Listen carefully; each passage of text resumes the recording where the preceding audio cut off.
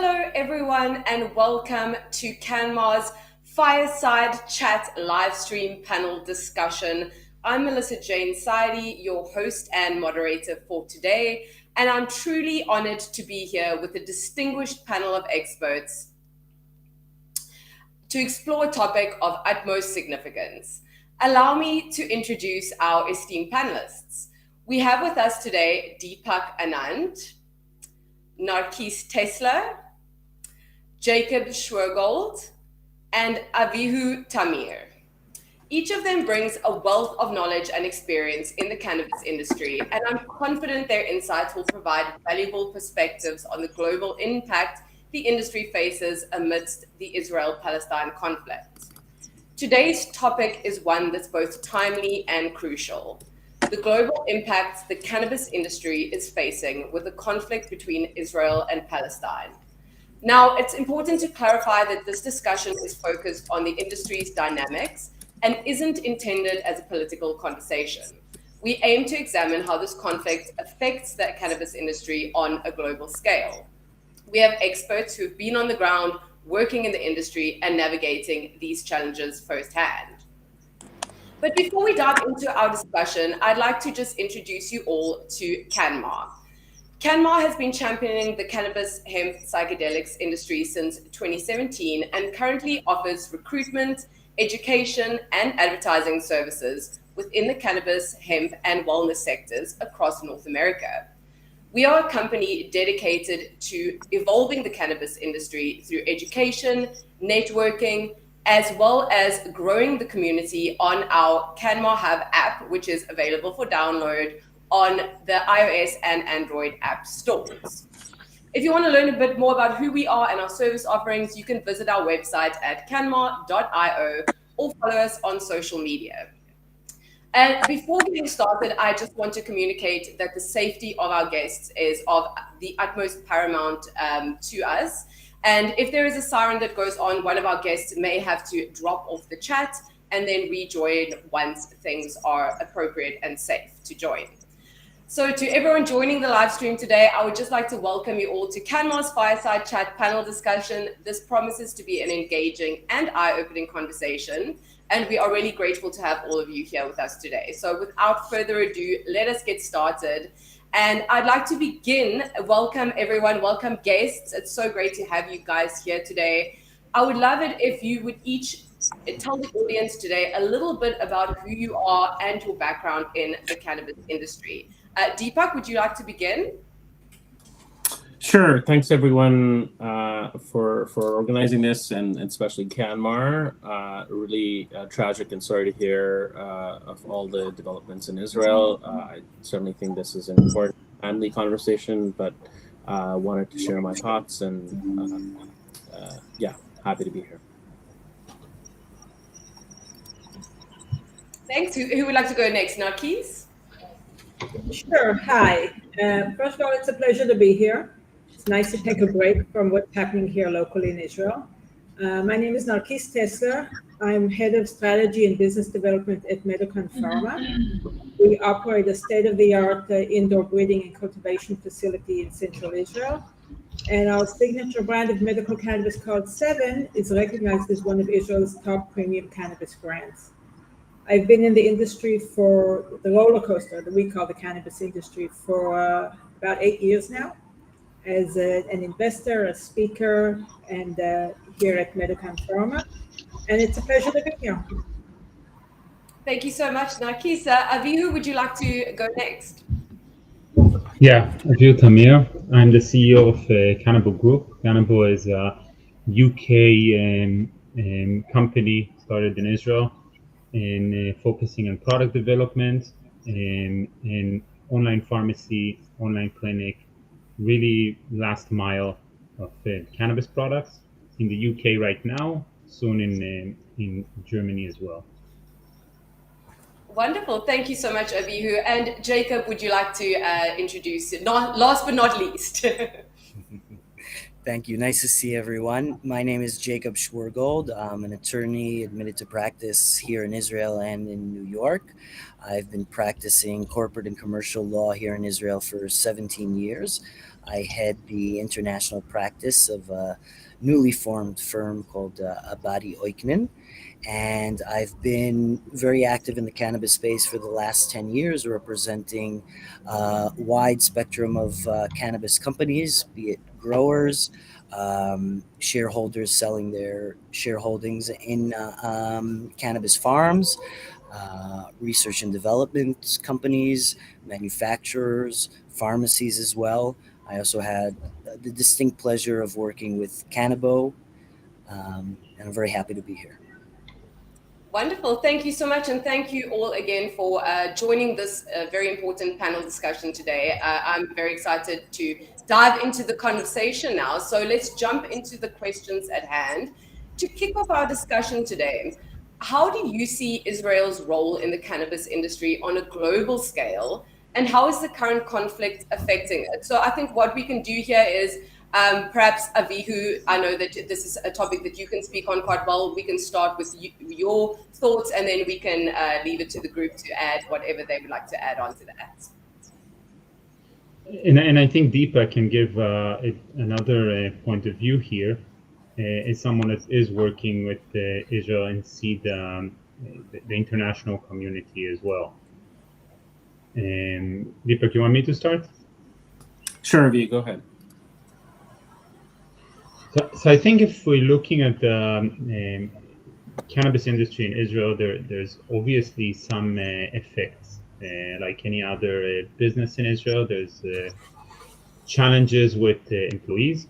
There's challenges with getting the cultivation, the processing facilities to work normally. And next to the border with Gaza, there is several farms that are obviously almost non-operational right now. And finding employees for trimmings, you need to find volunteers. It's not only employees anymore. So people are looking for volunteers that are willing to come in and imagine this.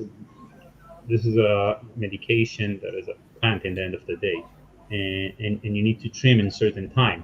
And I just heard a story that one of the farms couldn't trim in the last 2 weeks, so they're trimming now 2 weeks after.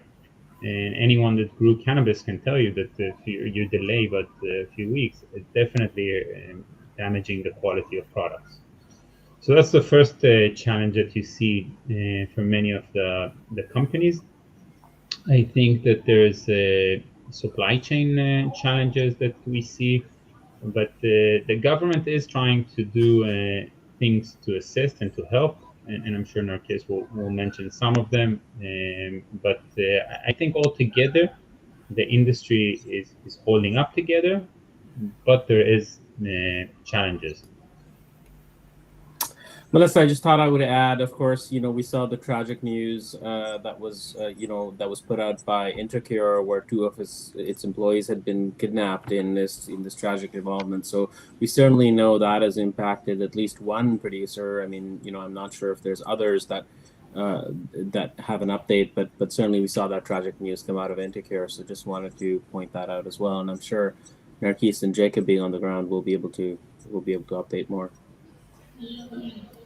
Well, I can tell you that locally, the biggest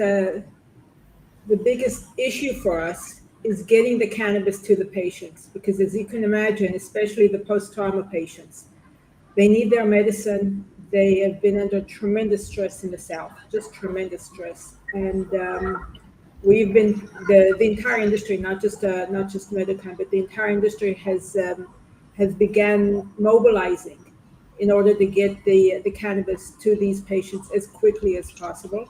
We've all donated products in order to make sure that they get what they need. But it's a challenge because the pharmacists in the South are not open.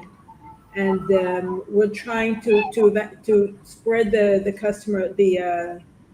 spread the patients all over the country to get them out of the danger zones. So that's been the major issue. It's basically supply chain and getting the products where they need to get as quickly as possible. I do believe that in the aftermath, we will see a huge increase in the size of the local industry. Unfortunately, this is not the type of increase we're looking for, but unfortunately, we have a whole country in post-traumatic mode. So our main concern is that we believe the market is going to grow quite quickly in the aftermath of this war, and that will be a challenge. We personally, my company Medicon is in central Israel, so growing wise, we're doing just fine.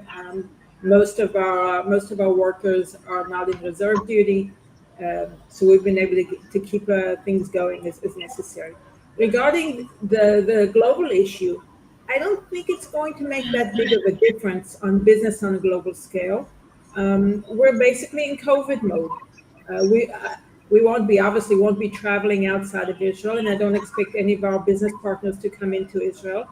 But we've had many years of practice doing business via Zoom and via online meetings. So on a global scale, I think once this is over with, business will just continue as usual. And during the war, I can tell you that our business is just continuing as usual with our international partners.